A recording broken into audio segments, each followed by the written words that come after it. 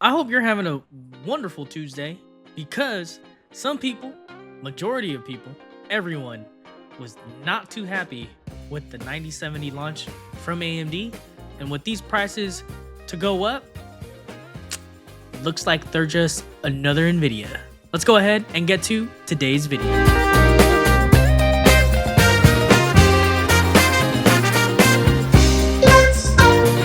Okay guys, so the first part of this video, right, talks about the RX 9070 launch.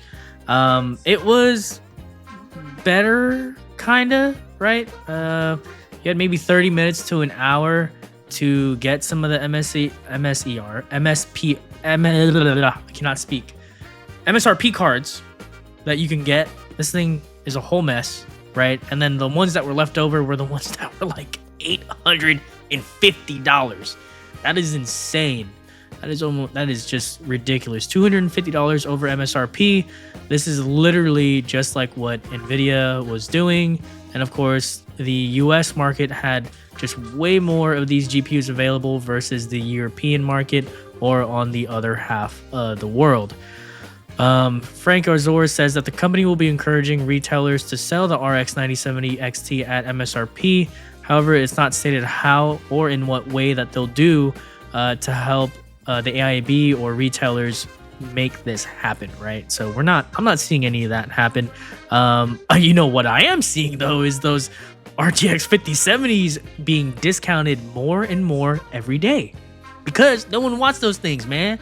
For the same price or similar price, you can get a 9070 XT that outperforms the 5070 and matches almost the 5070 Ti and even the RTX 4080, which is insane, right? Even at $700, the 9070 XT, at least at that price, depending on what you get, would be more beneficial to you.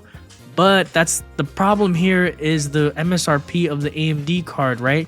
These AMD cards are selling at what we expected or thought that they would be selling it at first, is why AMD delayed the launch of these cards.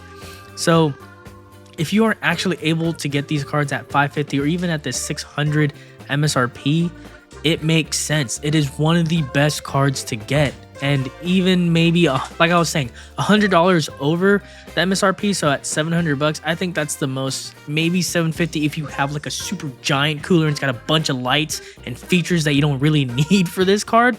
I think that'll be beneficial, but even then, no one is able to buy these cards, and then you're just getting scalpers, everybody who's trying to resell these cards for way more money than what they are really worth, right? So I honestly hope in the next 2 to 3 months, scalpers get hit with a bunch of GPUs that they don't need, and we can get these back on the shelves with retailers, or we get more supplies. So that is my hopes, and I hope any of you guys that got your hands on one of these 9070 GPUs, let me know down below in the comments, and leave your experience on how you were able to get yours and where. Did you go to Micro Center? I don't have one out here. There's nothing close to us that's remotely close to like Micro Center, so I had to fight with people online, with retailers and stuff like that. So moving on to the next bit of the story here in the video, AMD FSR 4 can now be added to more games, including Cyberpunk.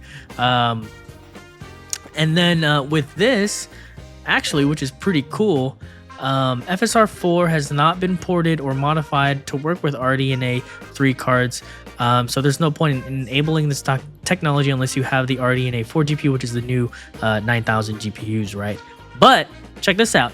Modders did find a way to inject FSR support, and the tool for this is called OptiScaler, which is, I guess, reading this article, it kind of seems almost like lossless scaling. I'm not too familiar with lossless scaling, but if you guys are looking to this, I will let you guys deep dive onto this instead of me explaining it, just because I'm not too familiar with that. But looks like modders have found a way to make FSR 4 work. Pretty cool, right? So AMD doing AMD things, or modders doing AMD's work that they should be doing, but a little bit better. I don't know. What are your thoughts? Leave it down below in the comments. Now, here's the cool part. AMD is touching base a little bit with the 3D printing community, giving you designs to print your own shrouds or shroud pieces for your GPU, which is pretty cool, right? So great on FXX to print this. I cannot speak today, guys. But if you guys want to check this out, here's the article for you guys to read on.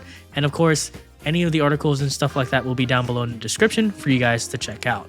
So more details on the RTX 5060 non-TI Copilot 7 Kimi, really reliable, I would say, leaker for GPUs, has always gotten things very, very right for about 90% of the news out there. So yesterday's video, or the past video, when I went over a little bit of this in that article, but looks like this same leaker confirmed the specs of the RTX 5060 non-TI. So this one here looks to be using, what do we got here? Will be a slower non-TI version of the 5060, of course. This refers to the lower core count of 3,840 CUDA cores, which is about 17% fewer than the 5060 Ti, as well as a lower TGP of 150 watts, right? So the RTX 5060, though, will have 25% more cores than the 4060. And here's a little snippet of what that GPU will have running on GDDR7 with the 8 gig VRAM buffer. I mean, this GPU here, 8 gigs is not enough. And if they're trying to compete in the entry level with like Intel, we already know 12 gigs is going to be the minimum that we'll need for longevity of the GPU. So what are your thoughts? Let me know down below in the comments. And if you're new here, of course, subscribe and hit that notification bell icon. I do a lot with live stream gameplays, playthroughs, things like that, hardware testing, and reviews for you guys to look over. And then my thoughts and opinions on what direction to go with your PC build and other tech that's in the industry right now. I hope you guys have a wonderful week, and I will see you guys on the next video. You guys know what it is. This is Red Zone signing off. Keeping it real, keeping it hot, and keeping it raw. Your normal 9-to-5 guy bringing some high quality content for you guys to enjoy. I'll see you guys later. Deuces.